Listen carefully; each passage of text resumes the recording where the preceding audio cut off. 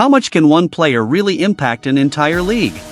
This question comes to mind when discussing Caitlin Clark's seismic influence on the WNBA, as her rookie season concludes. Game 1 of the playoffs, the Fever had nearly 2 million viewers tuning in, while all the other games had around 400,000. Even the WNBA Countdown, which was aired before the Indiana Fever game, had more viewers than 2 of the series. Her impact on the league is undeniable, especially when we look at the numbers. Game 1 of the playoffs involving the Indiana Fever attracted nearly 2 million viewers. It's the league versus Caitlin Clark, and that is just absolutely false. It is unfair to the women that have been there building this league to this moment so that Caitlin Clark's popularity could take it to the next level. While other games averaged around 400,000, even the WNBA Countdown show, which aired before the Fever game, drew more viewers than some of the actual playoff series. And it looks like we're not going to be seeing Caitlin Clark play basketball again for another 200 days. An ESPN reporter said at the end of the Indiana Fever Connecticut Sun Game 2 that Caitlin Clark almost definitely will not be playing basketball this offseason. So no overseas and no 3-on-3 unrivaled.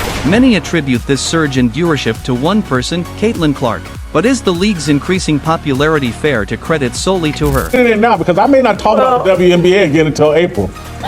Well, okay. Trust me, I'm not going to be watching. I can't. I'm not going to. Or does it undermine the work of players who have spent years building the WNBA's platform? Before the 2023 season, the WNBA had grown by 40% viewership from 2022 to 2023. But with Caitlin Clark's arrival, it's grown by 400% viewership. What that means is if the WNBA were to continue to grow at the rate it grew from 22 to 23, it would take until 2028 to do what Caitlin Clark did this year. Caitlin Clark is currently one of the most talked about players in basketball, both in the WNBA and beyond. However, while Clark's popularity is undeniable, her absence from the game for the next several months, due to the Fever's playoff exit, could leave the WNBA in a precarious position. As one ESPN reporter noted after the Indiana Fever vs. Connecticut Sun game, Clark almost certainly won't play basketball in any form during the offseason, neither overseas nor in 3-on-3 competitions. Without Clark,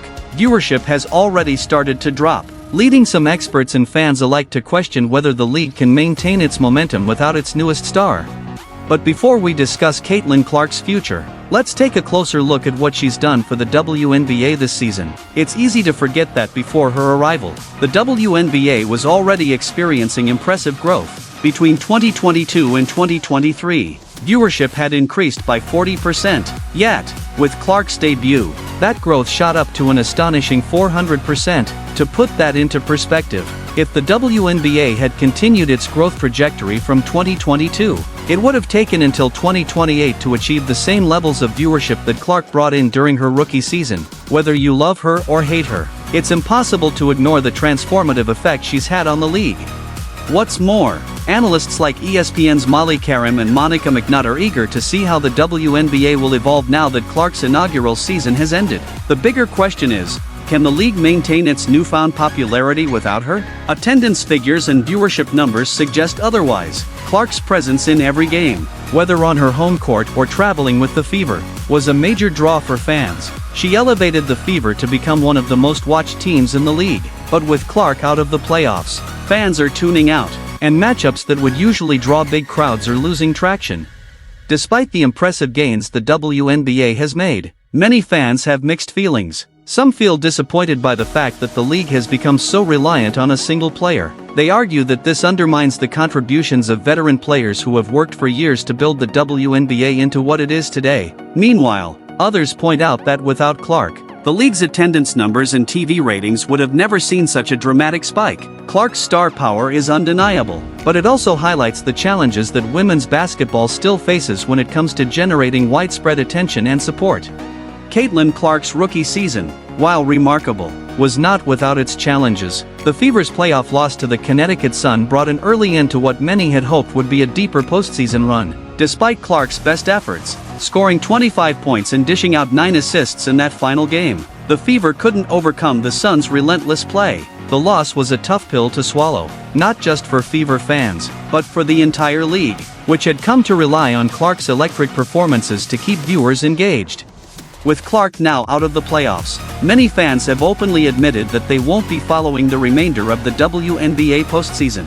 Some have even gone as far as saying that they won't tune in again until April, when Clark is expected to return for her second season. This raises a critical question: how sustainable is this model for the WNBA? Can the league thrive in Clark's absence, or will it struggle without its biggest draw?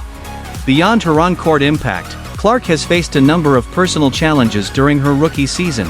Throughout the year, she has been subjected to hateful comments and even needed personal security due to the intense scrutiny she's faced. In post-game press conferences, she's spoken candidly about the pressures of being a rookie in such a high-profile position. Some fans and analysts have expressed frustration with how Clark is treated, both by the media and by opposing players. There's a sense that she's been unfairly targeted, whether because of her rising star status or because of how she plays the game.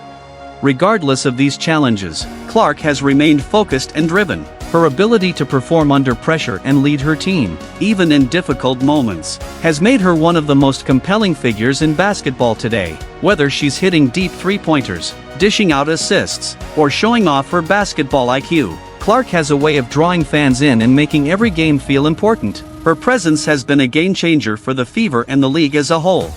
So what happens next? With Clark's rookie season over, the WNBA now faces a crucial turning point. The league has made tremendous strides, but it's clear that much of its recent growth has been driven by a single player. Without Clark on the court, the WNBA is already feeling the effects of her absence, both in terms of viewership and overall fan engagement. The question now is whether the league can continue to grow without relying so heavily on Clark's star power. One thing is certain: Caitlin Clark is the future of women's basketball.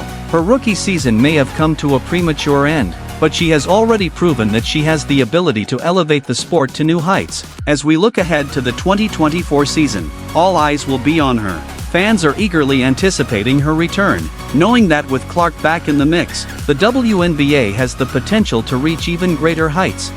In the end, it's clear that Caitlin Clark's impact on the WNBA goes far beyond just one season. She has brought new fans to the game, boosted ticket sales, and made the league a must-watch for basketball enthusiasts around the world. The challenge for the WNBA now is to capitalize on that momentum and continue to grow.